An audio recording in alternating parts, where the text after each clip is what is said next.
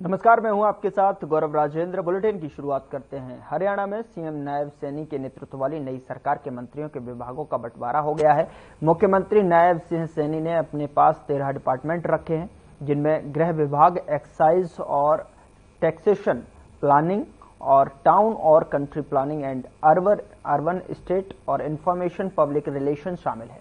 तो वहीं कैबिनेट मंत्री अनिल विज को बिजली, ट्रांसपोर्ट और लेबर डिपार्टमेंट दिया गया है।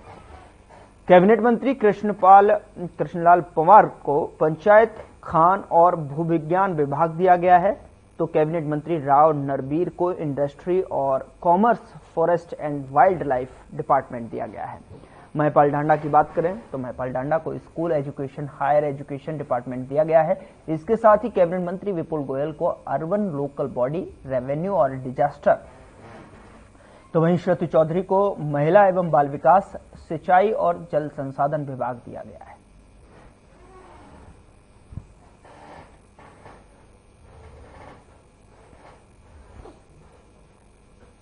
उधर मुख्यमंत्री नायब सिंह सैनी की ओर से मंत्रियों को विभागों का बंटवारा कर दिया गया है, जिसमें सीएम नायब सैनी के पास 12 विभागों के कामकाज में गृह और वित्त विभाग भी रहेगा। आपको बता दें कि वहीं मुख्यमंत्री के निकायों और पंचायत में समाधान शिविर लगाने के निर्देश दिए।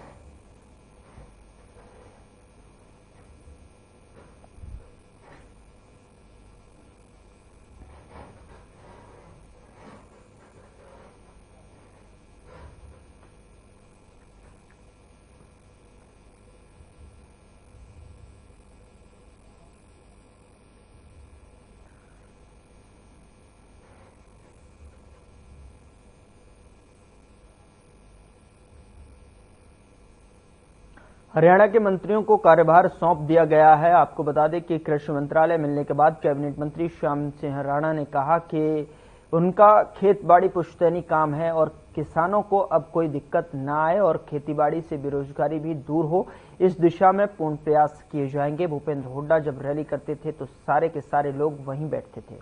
बीजेपी किसानों के पक्ष में है और आपको बता दें कि मुख्यमंत्री और मैं खुद भी किसान हूं, हम किसानों के पक्ष में।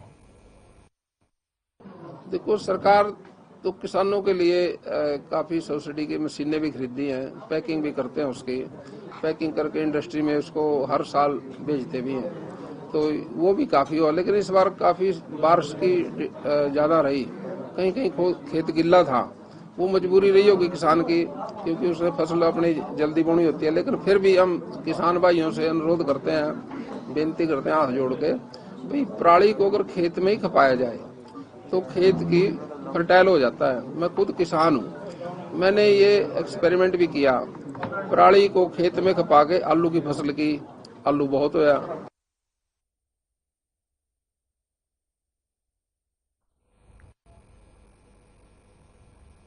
हरियाणा के सीएम नायब सिंह सैनी ने कैबिनेट मंत्री कृष्ण बेदी को पदभार ग्रहण करवाया और इस दौरान सीएम सैनी ने कहा कि पीएम के नेतृत्व में प्रदेश में विकास की रफ्तार को बढ़ाएंगे। इसी के साथ सीएम ने कांग्रेस पर निशाना साधते हुए कहा कि सरकार ने बिना पर्ची खर्ची के 25,000 नौकरियां दी हैं और इससे कांग्रेस के बंदरबाट के सपने को ध्वस्त कर दिया गया है। और साथ ही सीएम ने दिल्ली सरकार पर भी निशाना साधते हुए कहा कि कई और मुद्दों पर भी अपनी बात रखी।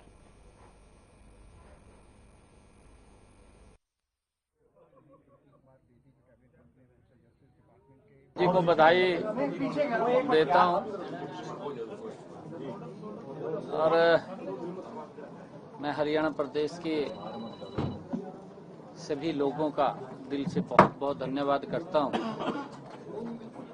जिन्होंने एक बड़ा बहुमत भारतीय जनता पार्टी के पक्ष में तीसरी बार दिया है। देश के यशस्वी प्रधानमंत्री आदरणीय नरेंद्र मोदी जी और डबल इंजन सरकार की जो नीतियां थी उसके ऊपर मोहर लगाई है। आदरणीय मोदी जी के नेतृत्व में हम और गति से हरियाणा प्रदेश को विकास की और बढ़ाने का काम करेंगे। हमारे सभी मंत्रीगण को विभागों का बंटवारा भी हुआ है और सभी मिलकर के जो अपेक्षा से हरियाणा प्रदेश के लोगों ने बड़ा बहुमत दिया है, तीसरी बार दिया है। भरपूर प्रयास करके हम सब मिलकर के उन अपेक्षाओं के ऊपर खरा उतरेंगे और हरियाणा को विकास की एक नई ऊंचाइयों पर पहुंचाने का काम आदरणीय मोदी जी के नेतृत्व के अंदर करेंगे। सर, विधानसभा कब बुलाई जा रही है? शपथ के लिए 25 तारीख को विधानसभा के अंदर सभी माननीय विधायकों की शपथ होगी। उसके बाद विधानसभा का सत्र भी आएगा, परंतु 25 तारीख को सभी विधायकों की शपथ होगी। सर, एक याचिका लगी है, आज फिर से याचिका लगी भर्तियों को लेकर, जो आपने रिजल्ट जारी किए थे वो खारिज हो गई। पहले भी एक याचिका खारिज हो चुकी है, कैसे देखते हैं आप? दूसरी याचिका खारिज हुई है सर। देखिए, कांग्रेस के लिए दुर्भाग्यपूर्ण है कि हरियाणा के युवाओं को हमारी सरकार ने जो बिना पर्ची बिना खर्ची के उनको रोजगार देने का काम किया।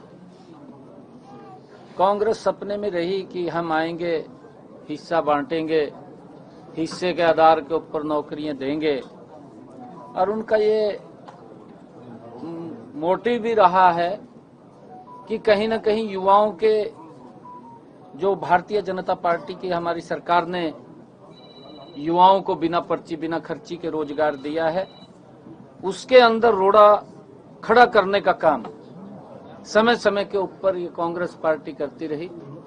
ये भर्ती रोको गैंग ये कांग्रेस के द्वारा प्रायोजित है और कांग्रेस के द्वारा ये खड़ा किया गया है। माननीय हाई कोर्ट भी अब इनको पूरी तरह से समझ चुका है कि ये लोग डिस्टर्ब करने के लिए हरियाणा के युवाओं को इस प्रकार के इनका जो एजेंडा है उसको लेकर के आते हैं।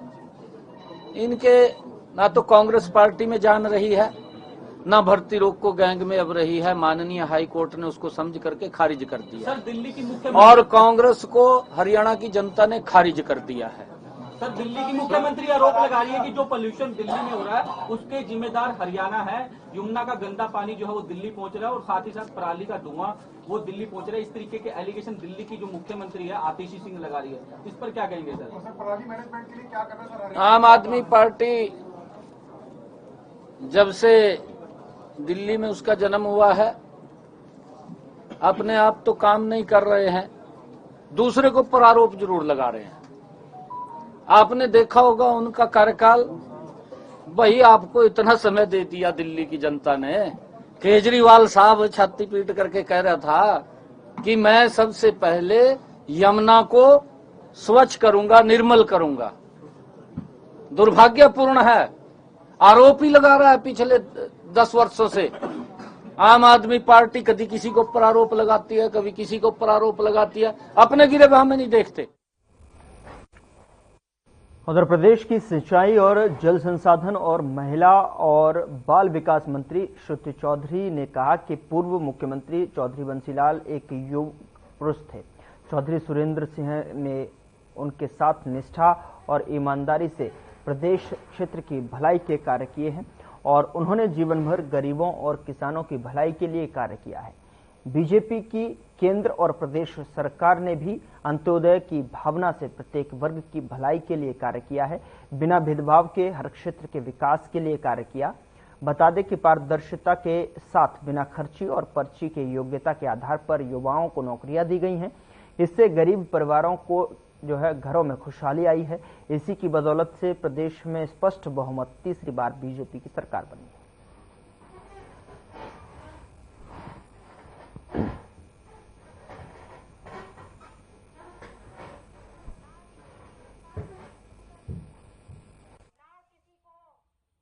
शीश देने की जरूरत और अपने मेहनत के बलबूते पर गांव-गांव में पता नहीं कितने कितने, अभी मैं बीरन में थी वहां पे 25 लगे हैं और यहाँ पे कितने 15-16 लगे, यहाँ पे कोई 20 कह रहे हैं।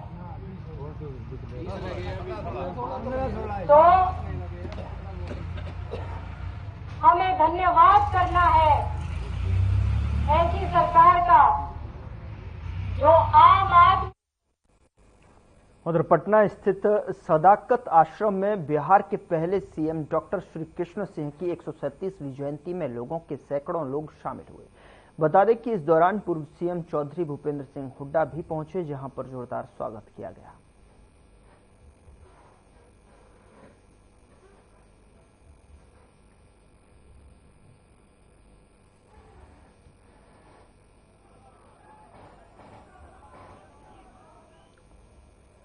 उधर हरियाणा चुनाव के हार पर कांग्रेस नेता भूपेंद्र सिंह हुड्डा ने कहा कि चुनाव आयोग में हमने जो है अपील की है और साथ ही साथ चुनाव आयोग से हमने दरख्वास्त भी की है कि जिस तरीके से हरियाणा में बीते दिनों जो चुनाव हुए हैं उसमें जो नतीजे आए हैं तो उसको लेकर शिकायत दर्ज की गई है। अब पार्टी कोर्ट में जाएगी। उन्होंने आगे क्या कुछ कहा, सुनिए आप। इलेक्शन शिकायत रखी है, हम इंतजार कर रहे हैं, जरूरत पड़ी तो कोर्ट में जाएंगी पार्टी। सर कोर्ट में मैंने ये कहा है भाई ऐसा ना हो जाए कि माना पे मशीन भारी ना पड़ जाए। यानी कि लग रहा है कि जम्मू कश्मीर में क्यों नहीं ईवीएम में गड़बड़ी हुई है और हरियाणा में क्यों? मैं क्या कह रहा हूँ आपको, हमने कंप्लेंट कर रखी है इलेक्शन।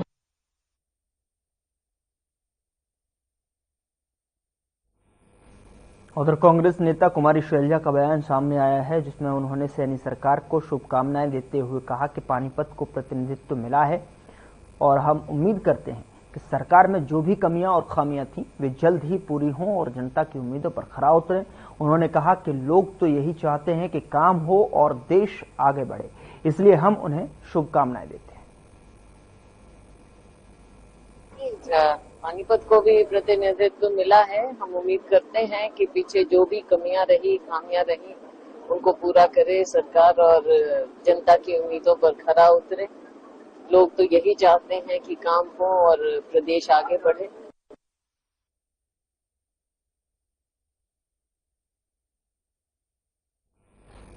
उधर अंबाला शहर में सनातन धर्म सभा ने सनातन धर्म आरोग्य केंद्र और जिम की शुरुआत की है, जिसका विधिवत रूप से हरियाणा के पूर्व राज्य मंत्री असीम गोयल ने फीता काटकर उद्घाटन किया है। बता दें कि इस आरोग्य केंद्र में आमजन को प्राकृतिक चिकित्सा, एक्यूप्रेशर और मेडिटेशन और फिजियोथेरेपी की सुविधा मिलेगी। इस मौके पर असीम गोयल ने कहा कि सनातन धर्म सभा पहले शिक्षा को बढ़ावा देने के कार्य शहर में कर रहे थे, अब स्वास्थ्य और नेचुरोपैथी के नाते भी कार्य करेंगे।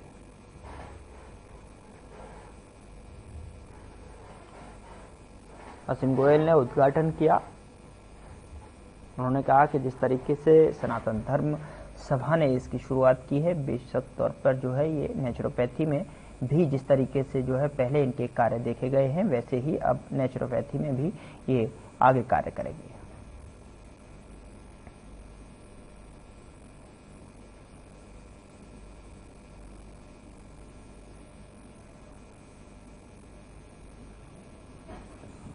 मैं समझता हूँ बहुत अच्छा जो प्रकल्प है आज सनातन धर्म सभा अंबाला शहर, जो पहले माना जाता था कि भाई स्कूल, कॉलेज और मोहम्मदवासी के मेलों को सांस्कृतिक कार्यक्रमों के नाते शहर के अंदर बढ़ाने में लगे हैं, लेकिन अब हेल्थ के नाते भी और एक नेचुरोपैथी के नाते मुझे लगता है कि पहले अंबाला कैंट में जो सेंटर था एसडी इंस्टीट्यूट में, आज अंबाला शहर के अंदर भी अपनी तरह का ये दूसरा इंस्टीट्यूट जो है शुरू हुआ है।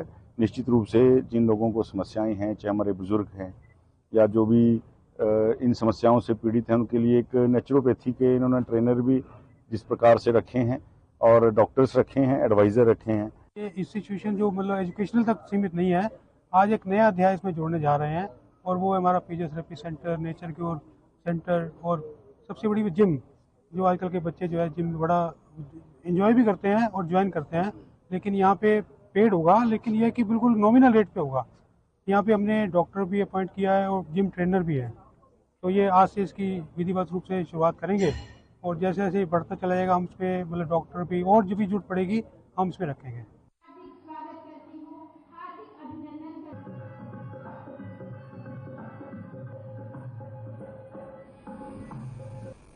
उधर कुरुक्षेत्र में अशोक अरोड़ा ने पंजाबी धर्मशाला में हल्का थानेश्वर के कार्यकर्ताओं का आभार जताने के लिए बुलाई गई बैठक को संबोधित किया और इस मौके पर कांग्रेस के नवनिर्वाचित विधायक और पूर्व मंत्री अशोक अरोड़ा ने कहा था कि जो है थानेश्वर के कांग्रेस की जीत कार्यकर्ताओं को समर्पित है।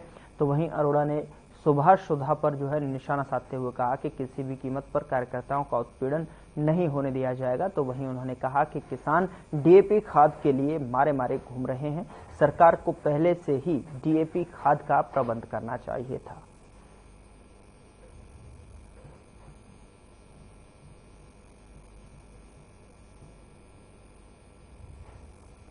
डीएपी खाद को लेकर सरकार पर निशाना साधा गया। तो खाद के लिए लगातार किसान परेशान हो रहे हैं और उसको लेकर अशोक अरोड़ा ने सरकार पर निशाना साधा है और निशाना साधते हुए कहा है कि जिस तरीके से जो है किसानों के हित में अगर निर्णय लेने हैं तो जो है किसानों के लिए खाद का पूरी तरीके से इस्तेमाल और पूरी तरीके से जो है प्रबंध पहले से ही करके रखना चाहिए था।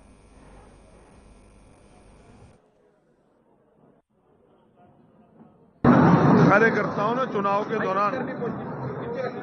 दौरान बहुत मेहनत करी, बहुत संघर्ष किया, बहुत गुंडों से भी लड़ाई लड़ी, पुलिस से भी लड़ाई लड़ी, आखिर चनेश्वर में उन्होंने जीत दिलाई। आज उनका धन्यवाद करने के लिए मीटिंग हुई। सर, कल महिलाबाद में कांग्रेस नेता के पिता की गोली मारकर हत्या कर दी गई है, क्या कहेंगे? बहुत दुख है, बड़ा निंदा है। किस प्रकार की यहाँ लॉ एंड ऑर्डर की स्थिति हो चुकी है। आप कुरुक्षेत्र का हाल देख रहे हो कि कुरुक्षेत्र में जिनको सरेआम टांगे गाड़ी रोक के टांगे तोड़ी, आज तक उनके खिलाफ कोई कार्रवाई नहीं, कोई पकड़े नहीं गए। और जिनके ऊपर झूठे मुकदमे रोज पुलिस उनके कह देती है, मैंने गाड़ी तोड़ दी। मैंने कल पुलिस कप्तान को कहा था, मैं एसपी साहब उनकी लोकेशन निकलवा दो, जहाँ गाड़ी टूटिया करेगी किलोमीटर दूर तक भी वो बच्चे हो ना, तो हमारे में मुकदमे दर्ज कर दिए खुद पे। पिछले 3-4 महीने से सभी साथी में डोर टू डोर अभियान चलाया। पिछले 2-3 महीनों से घर घर जाकर वोट मांगने की काम किया। सभी साथियों ने दिल से मेहनत करी, अशोक अरोड़ा बनकर सबने मेहनत करी। आप सभी बधाई के पात्र, एक बार अपने लिए जोरदार तालियां लगा। आप सभी ने मेरी बात को सुना, आपका बहुत बहुत धन्यवाद। अरोड़ा साहब पटेल फोन कराया, बाजी गड़बड़ हो रही है, यो थोड़ा धुंधला सा और उठा। मैं 3 गाड़ी लेके 11 आदमी लड़के लेके उड़ गया। 2-3 बहन जी मंदिर में दिवा बहन जी राम आए थे, बोले आए थे भाज के कमल देख के ट्रके थे। तो हम तो आदमी के साथ था, मरने तैयार। अरोड़ा साहब हमारे लिए सब कुछ है, माता पिता समान है। और मैं ये कहता हूँ, अक्सर तेरा जब सरकार में हुड्डा साहब आ रहे थे ना, तो मुंह लटका के बैठ गया था। बड़े हुड्डा साहब आए, बोले के बात हो बेटी आशा जी, बोले हार गया, एक दिन बहुत बड़ा आदमी बनेगा, फिर सीएम बना। इसी तरह से 6वीं तक 1वीं अरोड़ा साहब देखिए कितना बड़ा मंत्री बनेगा, कितना बड़ा।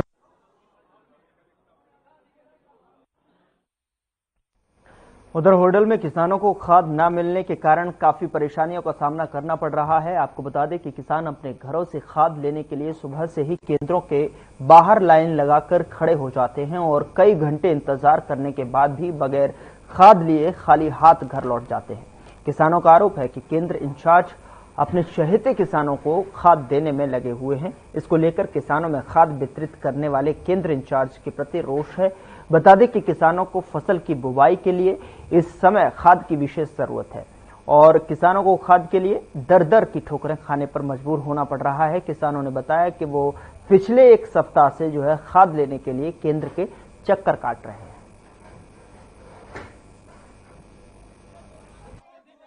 के लिए लग रही है जी, और मैं परसों से अपनी जनानी लेकर डोल रहा हूँ और जनानी परसों खड़ी रही है। मेरी गेल की 2 जनानी ने खाद दे दिया और मेरी जनानी खाद दे दिया। तो कुछ किसानों का आरोप है कि भीतर से अंदर से पहले ही एडवांस में पर्चियां काटी गई है।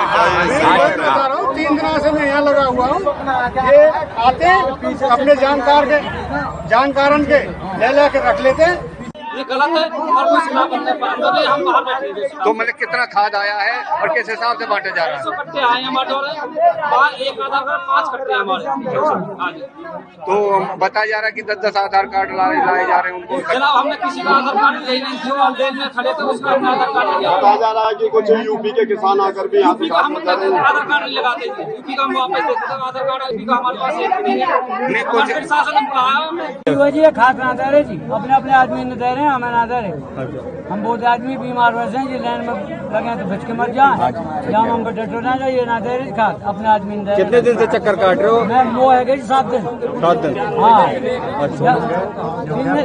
नहीं कारण क्या जो खाद आ रहा है? तो कहते थे ना आए ना आप।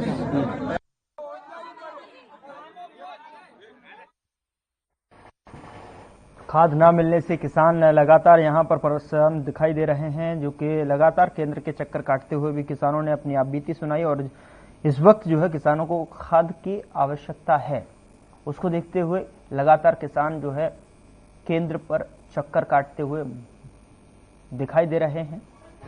और किसानों ने यहां पर केंद्र इंचार्ज पर भी आरोप लगाए हैं।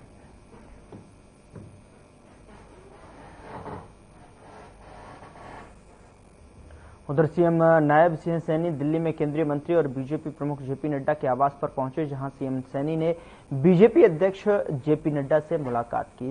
दोनों ही एक दूसरे को लड्डू खिलाते नजर आए। बता दें कि विभागों के बंटवारे के बाद मुख्यमंत्री नायब सैनी का ये पहला दिल्ली का दौरा है।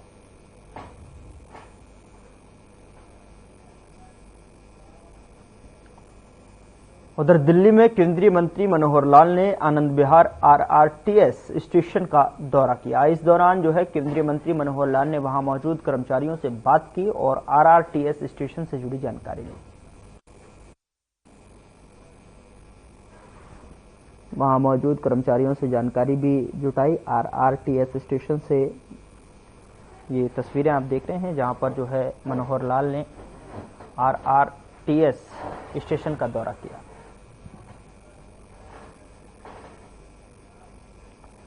उधर प्रदेश के खेल मंत्री गौरव गौतम लघु सचिवालय पहुंचे, जहां गौरव गौतम ने जिलाधिकारियों के साथ समस्याओं को लेकर बैठक की और बैठक के दौरान खेल मंत्री गौरव गौतम ने अधिकारियों को जनता की समस्याओं को हल करने के लिए सख्त आदेश दिए। तो वहीं अगली बैठक में तमाम अधिकारियों को पूरी जानकारी के साथ आने के लिए कहा। इस दौरान उन्होंने कहा कि शहर के विकास के लिए जिले के सभी अधिकारियों को मिलकर काम करना होगा और जनता का सहयोग लेना होगा।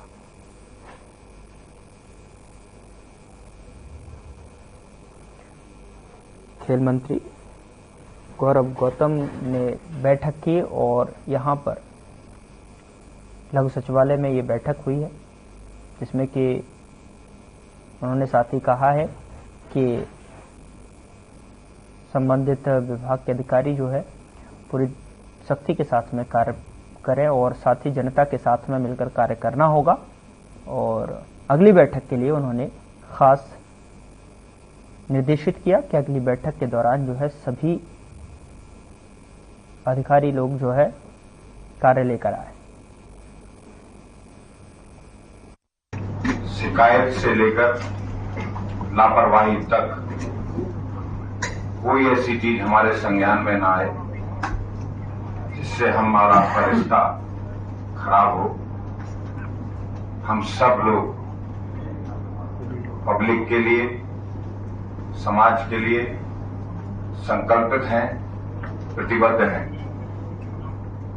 उनके काम के लिए, उनकी सुविधाओं के लिए, जिसके लिए हमको उन्होंने चुना है, हर उस काम के लिए जो समाज के लिए अच्छा हो सकता है, समाज में सकारात्मक भावना आ सकती है, हम उसके लिए संकल्पवान हैं।